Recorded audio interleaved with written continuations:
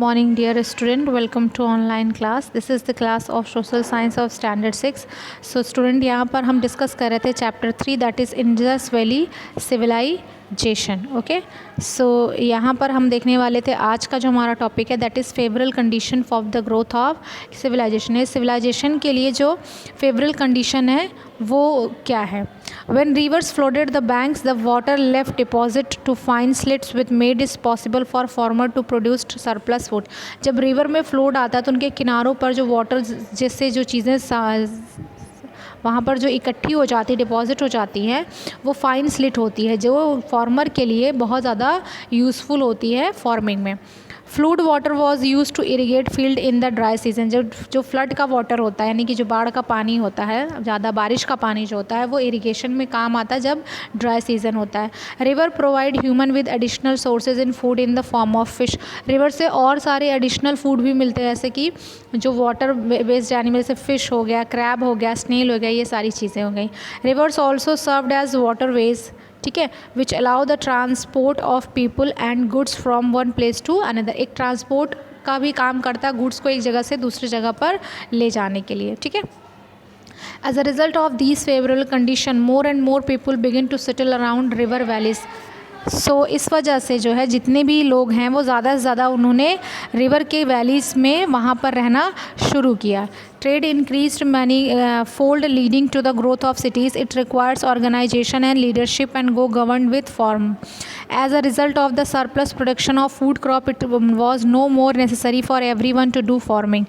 Hence other occupation also gradually developed. ठीक है, तो क्या हुआ कि ये लोग नदियों के किनारे जा कर के बसने लगे और वहाँ पे ये फार्मिंग करने लगे. लेकिन बहुत ज़्यादा प्रोडक्शन होने लगी फार्मिंग में तो सबको जो है फिर फार्मिंग करने की ज़रूरत नहीं पड़ी. तो कुछ लोग दूसरे ऑक्यूपेशन में चले गए. ठीक है, जैसे मेटल वर्क में चले गए, jewellery production, necklace, armlet, rings, इन सब में चले गए. Priest perform religious rites governments. Okay, so ये लोग जो है रिलीजियस चीज़ें करने लगे. ठीक है, official kept record of administration and merchant trades their goods. तो इस तरह से मेनी ऑक्यूपेशन उन्होंने, क्योंकि उनके पास फार्मिंग वो बहुत ज़्यादा अमाउंट में होने लगी तो सबको करने की ज़रूरत नहीं थी क्योंकि सफिशिएंट जो फूड था वो कुछ लोग ही उगा ले रहे थे. ठीक है, तो और सारी चीज़ें शुरू हुई. तो ये जब नई नई ट्रेंड हुई तो यही क्या है, ये chief characteristics of urban culture हो गया. नेक्स्ट है इंडस वैली सिविलाइजेशन. तो हम यहाँ पर डिस्कस करेंगे civilisation is detail. To begin with we will talk about the one which grow on the northern west side of the Indian subcontinent. तो north western side में Indian subcontinent के along with the river Indus and its tributaries. ठीक है, तो Indus river और उसकी tributaries से मिलते हुए. The map show us some of the importance sites of the Indus valley civilisation. The area that is covered at the time was approximately 1.3 million square kilometre. तो ये जो इंडस वैली का area था सिविलाइजेशन का, ये 1.3 मिलियन स्क्वायर मीटर को cover करता. अब हमें देखना है इसकी डिस्कवरी किसने की थी. तो discovery of the Indus valley civilisation is an interesting story up to the second decade of the 20th century. यानी कि ये इसकी बहुत इंटरेस्टिंग कहानी है और ये सेकेंड सेंचुरी अब सेकेंड डिकेड की जो 20th सेंचुरी थी, nothing was known about this civilisation. तब तक कुछ नहीं पता था इस सिविलाइजेशन के बारे में. Historian considered the Vedic age of the beginning of the civilisation in India. Construction worker as a railway track near Harappa were using the bricks properly belongs to very old civilization. The railway authorities informed the archaeological survey of India. यानी railway track के किनारे कुछ construct worker काम कर रहे थे हरप्पा के, तो वहाँ पे उन्हें कुछ ब्रिक्स मिली जो कि बहुत पुरानी लग रही थी. तो फिर उन्होंने रेलवे अथॉरिटीज़ को इन्फॉर्म किया and the archaeological survey of India. ठीक है, In 1921, two archaeologists carried out reclamation.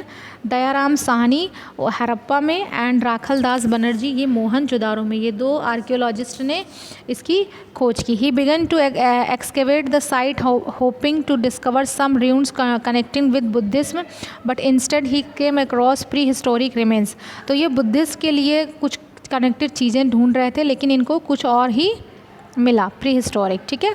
Extensive excavation were then carried out under the direction of sir John Marshall, director general of the archaeological survey of India. The discovery of the ruins at the two sites caused great excitement not only in India but also in other countries of the world. It reveals that the every advanced civilization has flourished in India when people in Europe were still a very primitive stage.